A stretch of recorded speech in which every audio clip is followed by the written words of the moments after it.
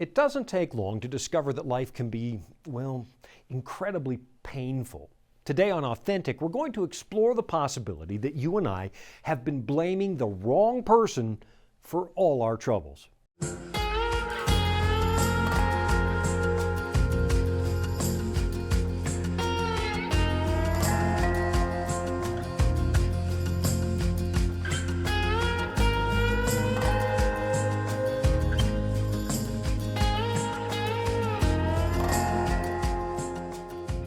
Quite a few years ago now, I made this horrible discovery while using a payphone in a hotel lobby in Canmore, Alberta. Now, the fact that I was using a payphone should probably tell you that this is an old story, because I don't even think those exist anymore. But back in the day, that was the only option you had when you were traveling. You had to use a calling card from the phone company, or you had to use your credit card to make a long-distance call. So, I plugged in my Visa number, and my card was denied, which seemed really strange because Gene and I never, ever had problems with our credit card. So I called Visa, and they told me I was maxed out. Well, that's impossible, I said, because I knew that wasn't true. And that's when I discovered that somebody somewhere had stolen my credit card number, and they were spending a lot of money. They purchased stereo equipment in Alexandria, Virginia, a city I'd never been to. And what it made it really interesting was the fact that they had been in the store with a physical credit card. In other words, they actually counterfeited my card. Now, at the time, credit card fraud was a problem, but today, in the online world, it's a plague. A Nielsen report from 2019 revealed that worldwide losses that year approached $28 billion, and the trend is moving upward such that the cost will top $40 billion by the time we get to the end of this decade. Now, some people shrug this off as if it's a minor crime because most credit cards insure you against fraud, and you're probably never going to have to pay it. But let's be real about this. Someone somewhere has to pay those costs. And if the merchant doesn't absorb the loss, then the credit card company does, and they pass it on to their customers. This is not a victimless crime. But today it's actually worse than credit card theft because we're dealing now with identity theft, where a perpetrator doesn't just take your Visa number, he actually pretends to be you. And that can have a devastating impact on your life. By harvesting your personal data, he or she can assume your identity, and they can take out massive loans that you won't know about until the creditor comes looking for you. Worse than that, these people can commit horrendous crimes on the internet, and you get the blame.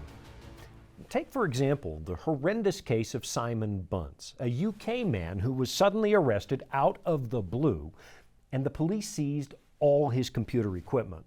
To his horror, he was accused of possessing child porn because somebody overseas had managed to steal his credit card, and they used it to buy indecent pictures of minors. When his boss found out why he'd been arrested, he was immediately fired and he lost his salary of £120,000 a year. Members of his family, including his father and siblings, cut him off when they found out what he'd been charged with. And of course, he knew that he'd never been to any of those websites, and so he had confidence that the police would exonerate him. But it can take months for investigators to do their work. So in the meantime, he was jobless, and he had to consider selling his house just to make ends meet. Not only was his credit now in tatters, but his reputation was absolutely destroyed. And honestly, when somebody accuses you of something that horrible, it can be like cutting open a pillow in a windstorm. The gossip mill will spread the story far and wide, and you will never get all the feathers back. And unfortunately, gossips are seldom as motivated to clear your name as they were to destroy it, which is one of the reasons that the Bible condemns the act of gossip so strongly. It does real damage to people, and often for life. So as Simon waited for the police to do their work, he decided he would do a little investigating of his own. The company that cleared the charges was an American company, so he used the Freedom of Information Act to get a copy of the transaction, which gave him the IP address that the computer used to commit the crime. It was located in the city of Jakarta, on the other side of the planet. So he was able to prove that he had used that same credit card on that same day in a restaurant in London. So there was no way he could be the perpetrator. By September, the police informed him that the charges were being dropped. But in many ways, it was too late, because his life was already ruined. And to this day, I understand he never, ever shops online. Now, chances are you've been notified at some point or other that your personal data has been compromised in a leak at some big company, because, well, this happens all the time now. In September of 2017, Equifax announced that they had experienced a data breach involving 147 million people. And as of this moment, right now, as I'm sitting here in this studio, the FTC is still processing claims against the company, with a deadline in January of 2024. And that's just the tip of the iceberg. During the 12-year period between 2008 and 2020, there were more than 12,000 reported data breaches in the United States, with more than 11 billion records stolen. The thought that somebody might be out there pretending to be you is enough to keep you up at night. How much money are these people borrowing? What kinds of crimes are they committing in your name? And how much trouble will you be in when you finally discover what they've been doing? According to the FTC, identity theft almost doubled between 2019 and 2020, partly thanks to pandemic scams where the criminals tried to pirate people's unemployment benefits. It's a serious problem, and it makes me think of perhaps the worst case of identity theft the world has ever seen. It's a problem every bit as serious as when your identity gets stolen. I've been in ministry long enough to know that when bad things happen, most people have a tendency to blame God, or at least barrage him with questions about how in the world he could let something this bad happen. And to an extent, it's completely understandable. The God of the Bible claims to be all-knowing and all-powerful, and so our natural instinct is to hold God accountable when bad things happen. But a careful study of the ancient records indicates that blaming God for evil might just be the biggest case of stolen identity ever perpetrated. I mean, what if somebody else is responsible for evil? What if God is truly innocent and yet everybody thinks he's the one causing pain and suffering? Thousands of pages have been written mocking the notion of a loving God because of the evils that unfold every single day all over this planet, producing untold suffering for millions of people. Every day, the cries of millions rise toward heaven, demanding that God explain himself. But what if God isn't really to blame? And what if God has already explained himself? I'll be right back after this. Dragons, beasts, cryptic statues. Bible prophecy can be incredibly vivid and confusing. If you've ever read Daniel or Revelation and come away scratching your head, you're not alone. Our free Focus on Prophecy guides are designed to help you unlock the mysteries of the Bible and deepen your understanding of God's plan for you and our world. Study online or request them by mail and start bringing prophecy into focus today. In his best-selling book, Night, Elie Wiesel vividly describes some of the unbelievable horrors he witnessed at the hands of the Nazis. One of the most painful stories he tells has to do with the execution of a young boy. He'd been implicated in an act of sabotage against a power plant. After a stint in solitary confinement where the boy was tortured, he was eventually condemned to death. Elie Wiesel writes, "The SS seemed more preoccupied, more worried than usual.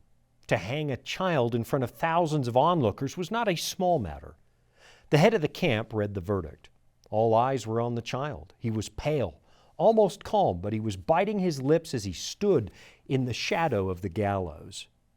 The men who were usually charged with performing executions refused to do it because it was so horrible, and so 3 SS officers took their place. The boy and 2 other prisoners were placed on chairs, and nooses were placed around their necks. And it's at that point that someone standing behind Mr. Wiesel suddenly said, 'Where is merciful God? Where is he?' The chairs were tipped, and the 2 men next to the boy died quickly. But the boy was too light, and it took half an hour for him to go. And again, the man behind Elie Wiesel asked, "For God's sake, where is God?" Now, personally, I've never had to witness anything quite that horrible. But I have seen some pretty terrible things. I've seen heaps of human bodies lying in a crypt behind a church in Rwanda. I've seen good people linger for months in the hospital enduring unimaginable pain before the merciful hand of death finally takes them. I've sat with people who have been horribly abused by a trusted family member or a spouse, to the point where most people would experience a psychiatric breakdown. And the same question always naturally emerges: where is God when bad things happen? Elie Wiesel shares the thoughts that crossed his mind one day as he joined a worship service on Rosh Hashanah, the Jewish New Year. The officiating prisoner, following the liturgy for the occasion, said, "Blessed be God's name." And Elie Wiesel describes his reaction. He writes, "Why? But why would I bless him? Every fiber in me rebelled. Because he caused thousands of children to burn in his mass graves? Because he kept 6 crematoria working day and night, including Sabbath and the holy days? Because in his great might he had created Auschwitz, Birkenau, Buna, and so many other factories of death? How could I say to him, 'Blessed be thou, Almighty, Master of the universe, who chose us among all nations to be tortured day and night, to watch as our fathers, our mothers, our brothers end up in the furnaces? Praised be thy holy name, for having chosen us to be slaughtered on thine altar?'" It's completely understandable, and I'd be lying if I said that those kinds of thoughts have never, ever crossed my mind. I mean, I've suffered, maybe not like the victims of a death camp, that's for sure, but I have suffered, and when the pain is sharp, it can be hard to think clearly. Some days it can be difficult to find assurance in the Bible because, well, the stories in this book suddenly seem so distant. They're the stories of other people who lived a long time ago on the other side of the planet. And of course, we think of those people as spiritual heroes and giants of the faith, and I know I'm not those things. But what if all these horrible atrocities are not God's fault? What if we're dealing with a case of mistaken identity? Or worse than that, what if we're dealing with a case of stolen identity? I mean, what if God just is not to blame? The problem of suffering is one of the oldest questions in the world, and one of the oldest books of the Bible spends 42 chapters discussing it. So let me take you to the book of Job, where a really good man suddenly suffers unimaginable loss. And it's the kind of stuff that populates our nightmares. First of all, a band of raiders suddenly swept down from the hillside and stole all his livestock and killed all his servants, which meant the complete loss of his wealth. He was financially ruined. Then, as if that wasn't bad enough, a natural disaster destroyed the house where his children were having a party, and it killed every last one of them. It was unimaginable. And the Bible says that Job felt the pain acutely. Here's what it says. "Then Job arose, tore his robe, and shaved his head." Now, those are the traditional signs of emotional distress and mourning back in those days. "And he fell to the ground and worshiped. And he said, 'Naked I came from my mother's womb, and naked shall I return there. The Lord gave, and the Lord has taken away. Blessed be the name of the Lord.' In all this, Job did not sin, nor charge God with wrong." So up to this point, Job isn't blaming God. But then he loses his health, and he's covered with painful boils from the top of his head to the soles of his feet. And it's at this point that his wife cracks. Here's what it says in verse 9. "Then his wife said to him, 'Do you still hold fast to your integrity? Curse God and die.'" And for the next 40 chapters, Job wrestles with the question of why. Why would God permit this to happen? Why do good people have to suffer? Now, Job has 3 friends who probably meant well when they came to visit, but instead they managed to make him more miserable when they tried to explain why God had allowed this. A guy by the name of Eliphaz, for example, tells Job that he must have sinned. He must have done something wrong to deserve this. He asks, "Whoever perished being innocent?" Then his friend Bildad suggests the same thing, suggesting that Job should repent for his sins. If you were pure and upright, he says, surely now he would awake for you and prosper your rightful dwelling place. These are the kinds of things that many people think. But the truth of the matter is that bad things happen to good people, and that's the way it is in this world. It's not a matter of fair. It's not a matter of right. It's just a matter of the way it is. Eventually, the suffering became so acute that Job actually longed for death. I mean, just listen to this passage from Job chapter 3. It says, "After this, Job opened his mouth and cursed the day of his birth. And Job spoke and said, May the day perish on which I was born, and the night in which it was said, a male child is conceived.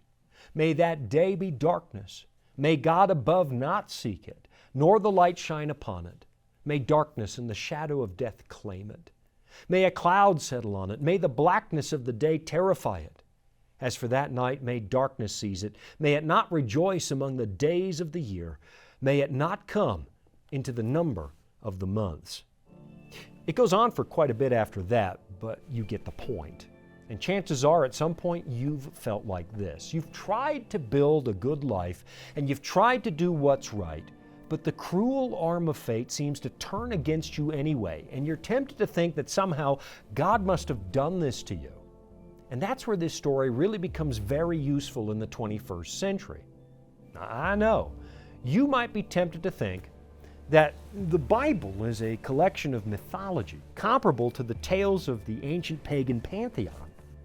But maybe for a few moments, willfully suspend your skepticism and just hear me out. After all, if God does not exist, then you don't really have anybody to get mad at. And yet somehow most of us shake our fist at heaven when life becomes hard, as if God is real. And what that means is that most of us choose to believe in God when it hurts and we want Him to answer for our pain. But we reject the existence of that same God when He's busy explaining Himself. So for now, let's just hear God out. The book of Job opens with a sort of cosmic council where the sons of God assemble for a really big meeting. You and I are not told what the agenda of this meeting is, but that becomes irrelevant when a decidedly unwelcome guest suddenly appears in their midst. Let's pick up the story in Job 1 in verse 6. It says, "Now there was a day when the sons of God came to present themselves before the Lord, and Satan also came among them. And the Lord said to Satan, 'From where do you come?' So Satan answered the Lord and said, 'From going to and fro on the earth, and from walking back and forth on it.'" Now, when God asks where the devil came from, He says he was walking on the earth, and that is a really important detail. And I'll be right back after this to tell you why. Life can throw a lot at us. Sometimes we don't have all the answers. But that's where the Bible comes in. It's our guide to a more fulfilling life.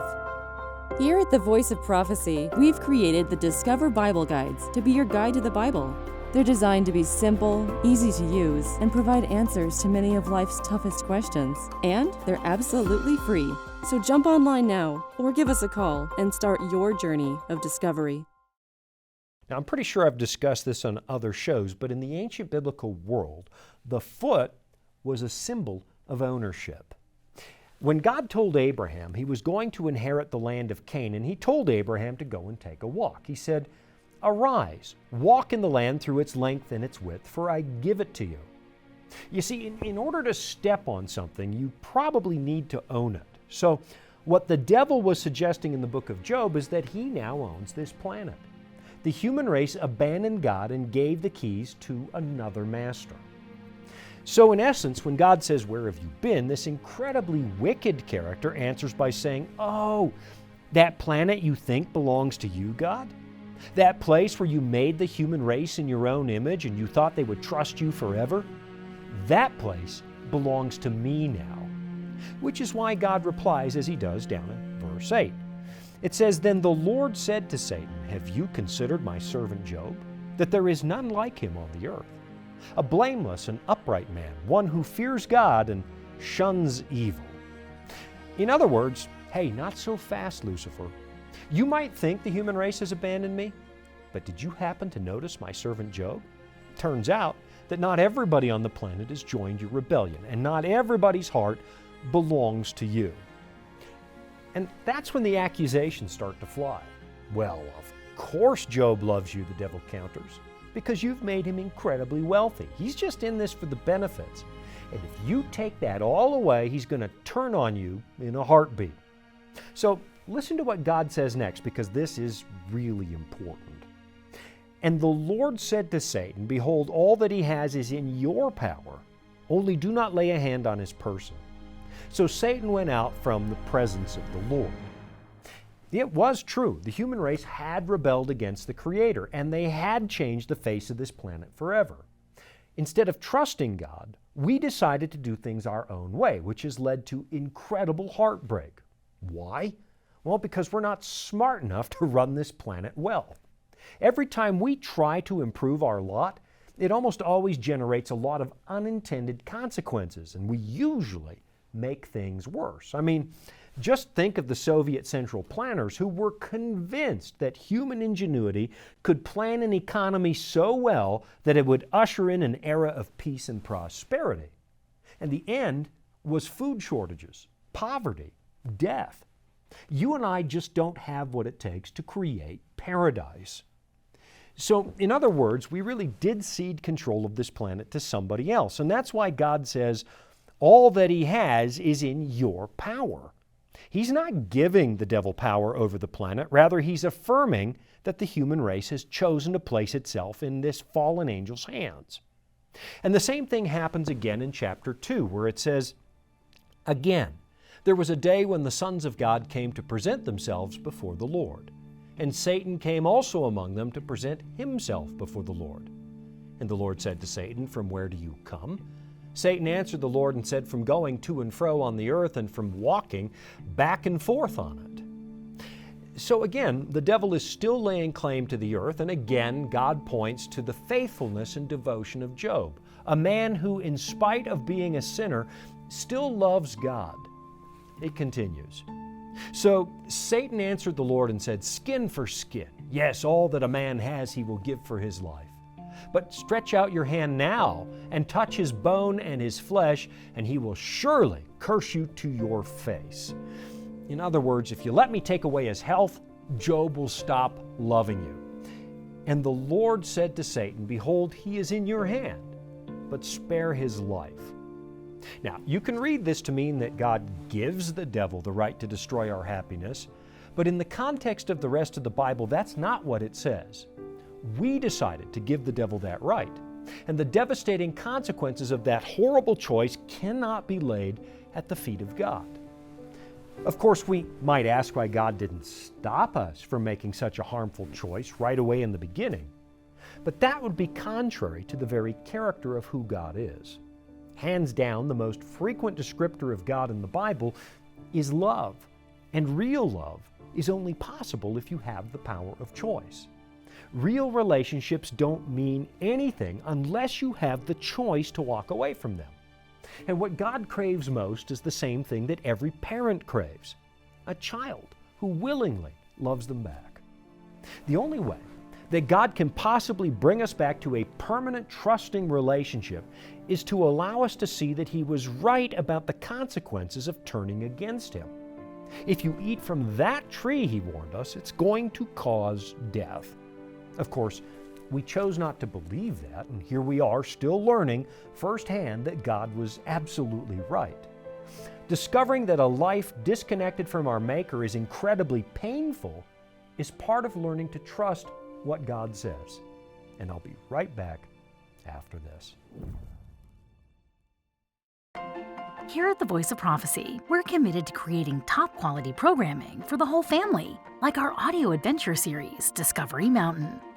Discovery Mountain is a Bible-based program for kids of all ages and backgrounds. Your family will enjoy the faith-building stories from this small mountain summer camp and town. With 24 seasonal episodes every year and fresh content every week, there's always a new adventure just on the horizon. The book of Job gives us a dramatic behind-the-scenes look at how the moral universe actually works. Job is not privy to the heavenly council. All he knows is that his life is falling apart, and it seems really unjust.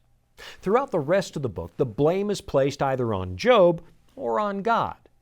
But God is not the cause of this suffering, and one of the core ideas that emerges from this story is that those who are responsible for pain and suffering are also the perpetrators of the biggest case of identity theft in recorded history. There are forces that are quite glad to wreak havoc and pretend that God did it. You might think about it like this. They've stolen God's credit cards, and they're running up a debt so big that none of us can pay it, which is why God Himself became a human being and paid the debt for us. He's the victim of identity theft, and yet He chooses, unbelievably, to accept responsibility for the crimes committed in His name. Here's how Paul describes it in his letter to the Colossians. He says, "And you, being dead in your trespasses and the uncircumcision of your flesh, He has made alive together with Him, having forgiven you all trespasses, having wiped out the handwriting of requirements that was against us, which was contrary to us." In other words, even though we ran up the debt, God chose to pay the bill. It continues. "And He has taken it out of the way, having nailed it to the cross. Having disarmed principalities and powers, He made a public spectacle of them, triumphing over them in it." Today, the identity theft continues. All kinds of outrageous crimes are committed by people who claim to represent God. I see it every time I turn on religious TV, where people claiming the name of Christ make an absolute mockery of the life and teachings of the humble carpenter from Nazareth. They take your money, and they claim they can heal you. They can't. They paint mental pictures of God that make Him look like some kind of moral monster who promises to torture us for all eternity. These preachers say they love Christ, but their lives are dripping with financial or sexual scandal. And every single day, God gets the blame. And meanwhile, God has told us quite clearly how to tell if you're talking to the genuine article, a real disciple of Christ. Jesus said, "By this all will know that you are my disciples, if you have love for one another." Now, I'll admit it, I've been mad at God more times than I can remember, but right now I'm reminded of the famous broadcaster Francis Cardinal Spellman, who answered the question, "Where was God when I hurt?" by leaning toward the camera and saying, "The same place He was when we nailed His Son to a tree." God is no stranger to pain. He's been here, He's lived it, and He promises that in due time He will personally wipe away all of your tears. Thanks for joining me. I'm Shawn Boonstra, and this has been Authentic.